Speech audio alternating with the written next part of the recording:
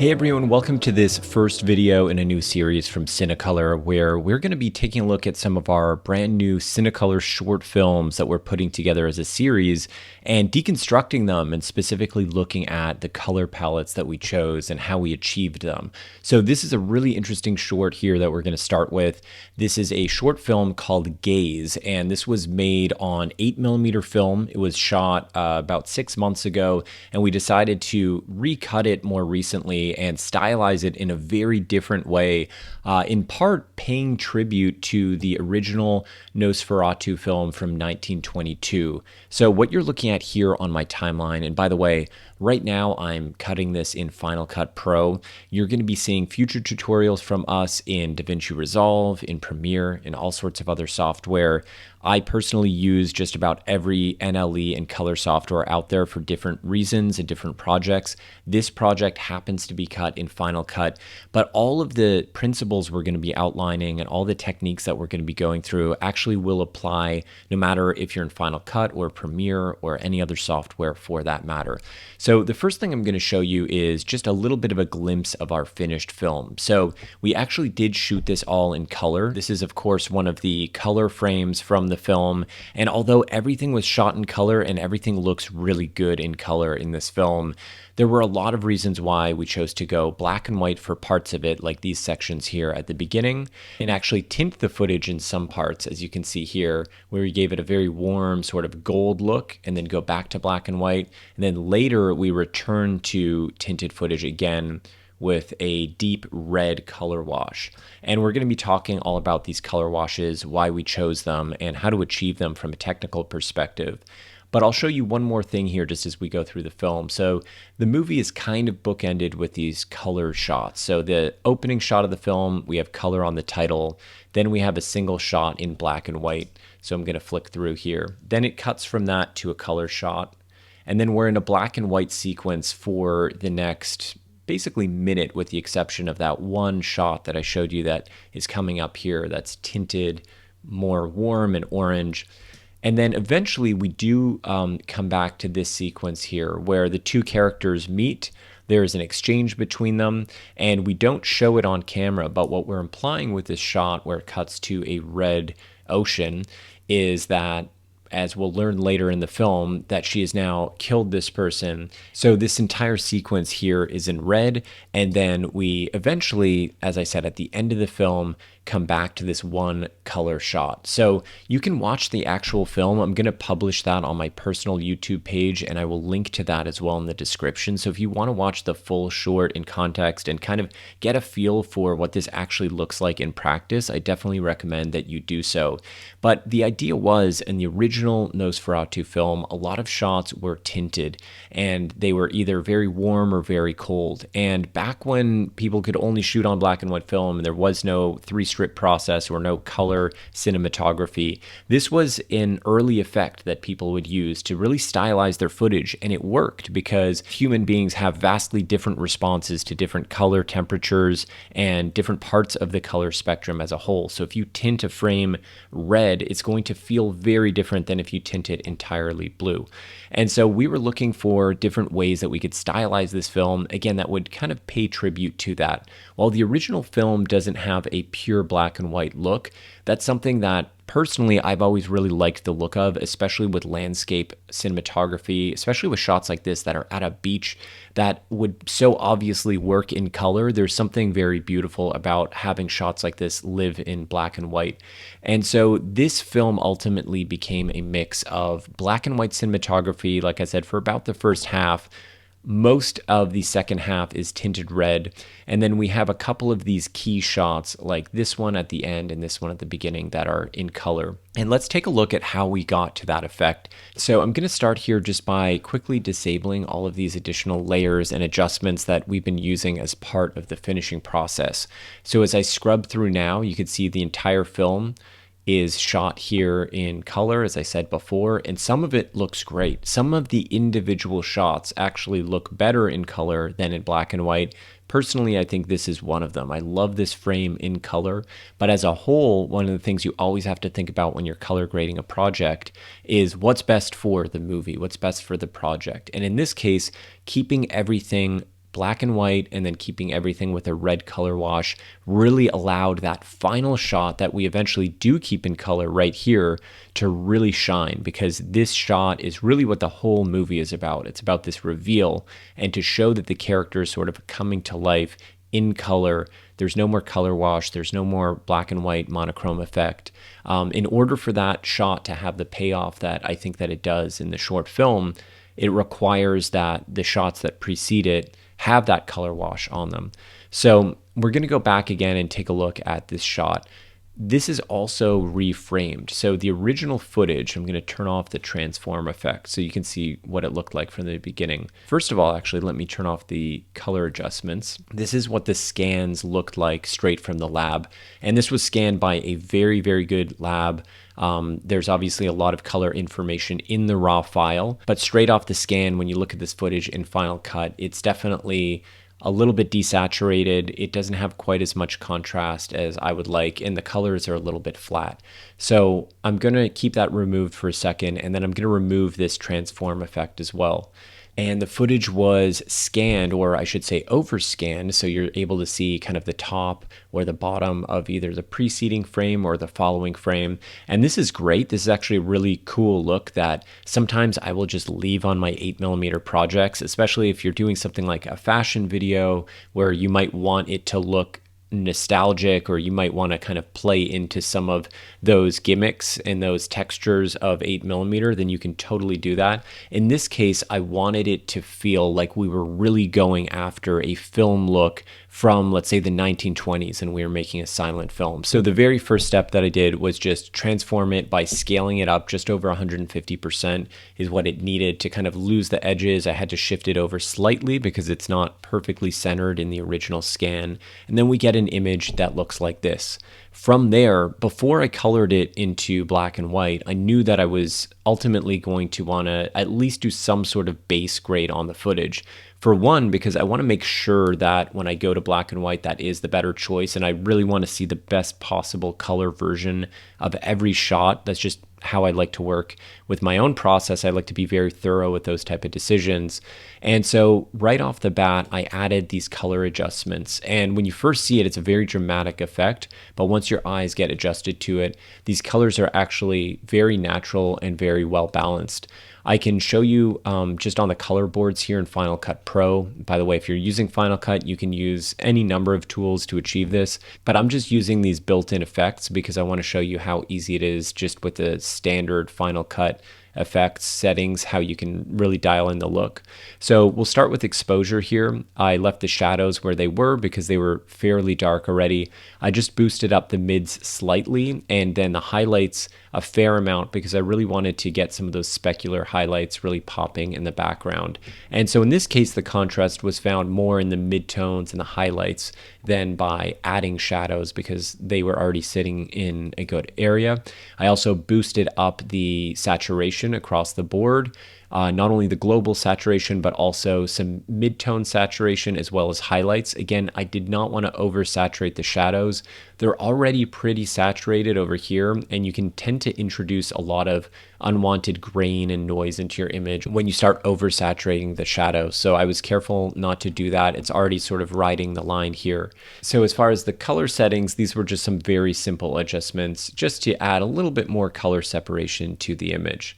But with that said, of course, I eventually added this adjustment layer as well, which is the black and white effect. The reason I used an adjustment layer to create the monochrome effect as opposed to just doing it on a shot-by-shot basis is because as I was working on the project, I simply wanted to very easily be able to experiment with what was being affected by black and white and what was not. And rather than copying and pasting grades from one shot to the next, I wanted to use an adjustment layer so I could very easily go, for example, to this sequence and just drag the adjustment layer over and have all of this in black and white and then decide whether or not I wanted to do that. I went back and forth quite a bit during this iterative process to try to decide, Really, is it all going to be in black and white at the beginning? Are we going to show any color at all? When do we show the tinting? All of those were very purposeful adjustments. And I personally find it a lot quicker and more efficient to work on those kind of broad strokes with adjustment layers, whereas the clip by clip settings are more specific to the individual images. That said, in many cases, you can see here that the adjustment layer is actually chopped up into multiple different adjustment layers, because the black and white effect that I created didn't apply equally to every shot. Even though I had first gone through, I'd colored all of these shots. As you see here, every single one of these shots started just like the one that I was showing you before. I'll walk you through one more just to sort of illustrate the point here. If we go to our original shot, I'm going to turn off the color board settings, transform settings. And again, this is what every single shot looked like. So I went through and matched all of the shots by eye. I made sure that if this were to play through as a full color film, everything would match.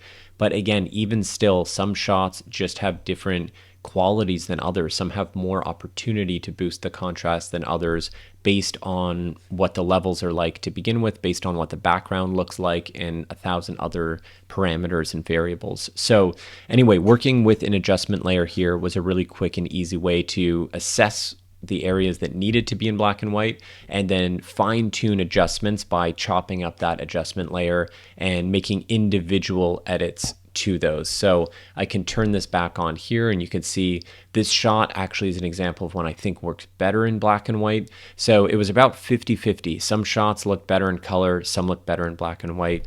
It was really hard to make choices, and that's where the story really came in. One of the reasons that I tinted this particular moment here is because this is a pivotal beat in the story where a lot is happening. And again, this is kind of a silent film and the plot is extremely simple. But this particular moment is when we reveal that the other character is in her space now, and there's going to be an escalation in the narrative that's starting to unfold. So I want to talk a little bit about these tint effects here that I added, because I built these from scratch in Final Cut Pro, and there's a couple of different ways you can do it.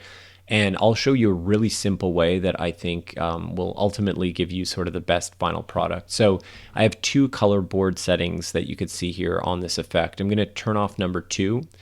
And you can see the first one is just our standard black and white look. If I turn that off, that's back to just a punched in frame, but with the original color correction, color balancing that I did. If I add color board number 1, that's going to give us the black and white look, and this looks great on its own. Color board 2 is where we tint the image. So the workflow always, if you want this type of color wash, the first thing you want to do is desaturate your image entirely. You cannot just apply this to the color footage, or you're going to get something that looks like this. So it has to first be desaturated, and then you apply the color wash that you'd like to add on top. But I want to show you a quick distinction here when it comes to tinting your footage, and really this is kind of the trick and the finesse that matters if you want to have a more dynamic color wash and not make it feel just really kind of drab and almost sepia in tone. So we're going to go to this color board again. I'm actually going to turn this off. I'm going to go to color board 3. This doesn't have any settings on it right now. And we're going to go to the color panel, and I'm going to show you what most people do is they take the global adjustment and they push it. So let's say they wanted something warmer.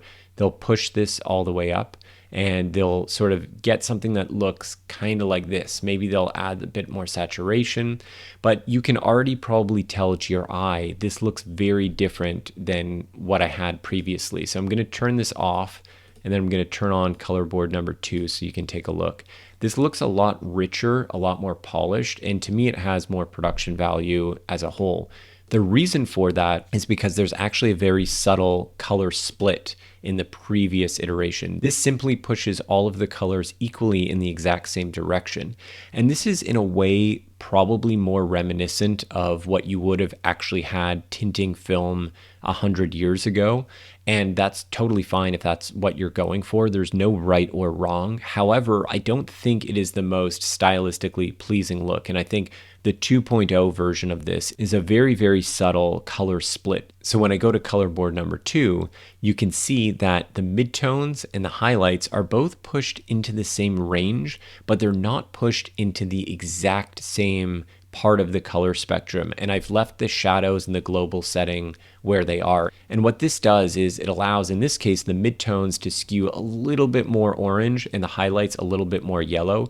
It still has a very color wash sort of effect to it because we're staying very close in color temperature between the midtones and the highlights, but there is just enough of a split that it makes a difference to your eye. And it doesn't just feel like it was dipped in beige toner or something that's going to give it just this overall wash that's a little bit more boring. I've also gone ahead and boosted the saturation way up on this, because if I turn it down, you can see that still, even with just the color split effect, does not feel vibrant. It does not feel impressive in any way. Again, it just kind of looks like an aged film look, which is totally fine, again, if that's what you're going for. But I cranked this all the way up to the top here, and then I even boosted the mids and the highlights in terms of saturation by just over 50% each.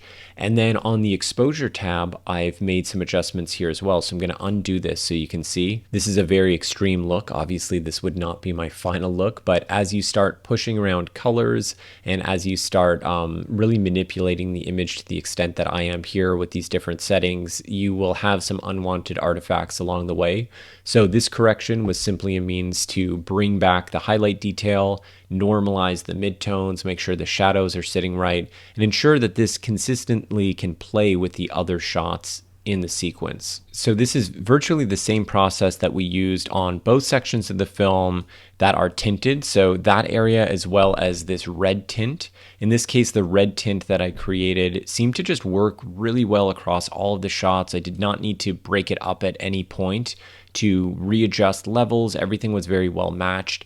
And I think the red is a particularly strong color. This is something that works really well in horror movies, in music videos, but also in even dramas. If you just want to stylize a flashback or do something really interesting or unconventional for a shot or a small sequence, you don't have to shoot your entire movies like this. But it's a really good technique to know how to do. And again, a lot of people get these color washes wrong by not following the correct order of operations. So the last thing that I want to show you, and what really sort of completes the overall effect, is the corners. So I'm going to toggle on this layer that's disabled right now, which is just the corners of the image. So take a look at what that did down here, let's say on the bottom right. So we have this sort of viewfinder effect that it creates. And I love this effect. It's been used more often than not recently. It's sort of come into fashion to a degree. Sometimes it's almost been overused, so I don't recommend using this on everything. But if there's a project that calls for it, it's a really subtle way to sort of shape the viewing experience. For this project, it really worked well, and it added a lot of subtle character to the image because, again, the story and the theme called for that. It's about somebody looking at somebody else, gazing at them, and to actually emulate that through the perspective of an optical viewfinder is something that I thought was really interesting. It also plays into some of the analog characteristics that we previously lost when we zoomed in on these shots. So when I go back one more time and I turn off the transform controls, there's something that's just so cool and so nice looking about these shots when you do see the top and bottom of the other frames and you see the sprocket hole on the left side and the edges of the corners. There's something so cool about that. And although we did not want to use that as a predominant frame for this piece, I did feel that by losing it entirely, there was a bit of a missed opportunity to sort of play into some of those nostalgic characteristics. So when I go here again, and I'll put this on one more time, I'm going to toggle it on, and you can see it makes, to me, a big difference. I'm going to toggle it off again, and it's a very small and subtle thing that somehow makes a big difference in terms of the viewing experience. Another thing that I added here, and I will mention not only for this section, but we also did this on the titles, I added a blur effect. So if I turn this off, and I'll zoom in here just so you can see it really well to 150%. So if you look at the bottom corner here, it has a very harsh sharp edge, and that is never what film would look like. So that immediately gives this away as a digital effect. If you add just a subtle blur, I could have probably gone even more subtle, but I think this looks good to my taste. That makes it look a lot more natural. It helps it blend in and avoid any of those harsh lines that are always just very obviously computer generated. And as I mentioned, that applied to all of the text as well. So if I turn this layer on, which is just a compound clip with all of the titles in it, you can see that there's some blur here on the end credits. Again, that's almost the same amount of blur that was added. I'll zoom in to 150% so you can see this looks very digital. Imagine this title were actually shot on film or printed to film. It would never look this sharp. Adding that much blur, which looks like a lot zoomed in, but when you go to a standard viewing distance, this is almost exactly how blurry it would actually look on 8mm film. It looks a lot more congruent with the rest of the image, and that's the key really to getting a realistic film look, whether you're going 8mm, 16, 35. It's always looking at all of the elements. Is the aspect ratio conducive to the format that you shot on? If you're shooting digitally, are you choosing the right film grain to apply to it? If you're adding digital titles or visual effects or other elements, are you manipulating those with blur and other compositing techniques to ensure that they fit the aesthetic of the rest of the project? If you get that right at each step, you can create a very convincing film look, even if you're shooting entirely digitally. Many of the tools that we've created and released at Cinecolor are designed to do exactly that. They're very carefully engineered to match actual motion picture film like what you're seeing now. And when used and combined in the right ways, they have the capability to make pretty much any footage shot on any digital camera look like it was shot on any type of film format. So with all that said, I hope you enjoyed this quick look and deconstruction at our latest short film, Gaze. We're going to be putting out many more of these short films in the coming weeks and months, and we're going to do a tutorial for each of them. So if you want more like this, definitely like and subscribe to the YouTube channel and keep an eye out for more content like this. Otherwise, you can visit cinecolor.io if you're interested in picking up our film toolkit or any other post-production assets that might help enhance your creative process.